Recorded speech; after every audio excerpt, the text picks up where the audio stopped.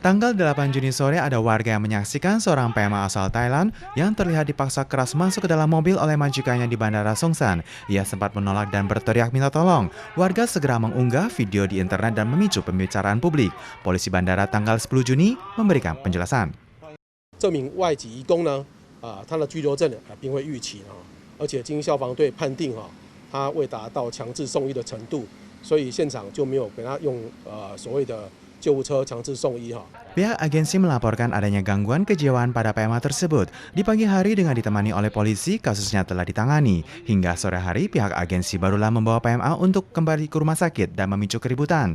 Polisi menjelaskan PMA tiba di Bandara Songsan yang jelas tidak memiliki penerbangan ke Thailand dan dirinya tidak punya tiket. Kini PMA tersebut berada dalam penanganan rumah sakit dan pihak polisi juga telah menginformasikan kepada Dirjen Imigrasi untuk melanjutkan penanganan kasus tersebut. Pesawat tempur milik Tiongkok kembali mengganggu Taiwan. Kementerian Pertahanan Nasional MND tanggal 9 Juni mengumumkan pihaknya menemukan adanya beberapa pesawat tempur jenis Sukhoi Su-30 milik Tiongkok yang melintas sebentar di wilayah udara barat daya Taiwan. Satuan militer selain memberikan peringatan, juga memiliki data lengkap rekam jejak penerbangan melalui pesawat pengintai, melakukan pengusiran secara langsung. 很可能共军是由南部战区的广东湛江跟湖南的长沙派遣出来的Su-30战机。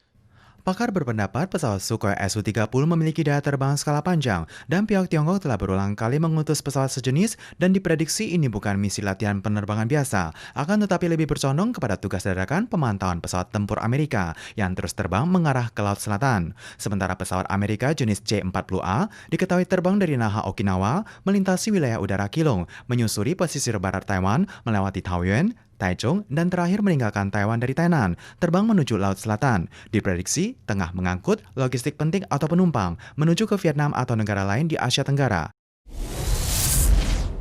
Satuan Polisi Anti Huru-Hara sembari berlari menembakkan air merica terhadap pendemo. 9 Juni, jutaan warga Hong Kong turun ke jalan untuk memperingati genap 1 tahun aksi anti RUU ekstradisi. Aksi melamban setengah tahun karena pandemi COVID-19, akan tetapi tidak meredakan emosi warga Hong Kong. Ditambah dengan Undang-Undang Keamanan Nasional Hong Kong dan Undang-Undang Lagu Nasional semakin meningkatkan amarah warga. 限聚令仲未取消，國安法又話要成立，今日唔出嚟，我係對唔住自己，對唔住香港人，對唔住自己嘅仔女子孫。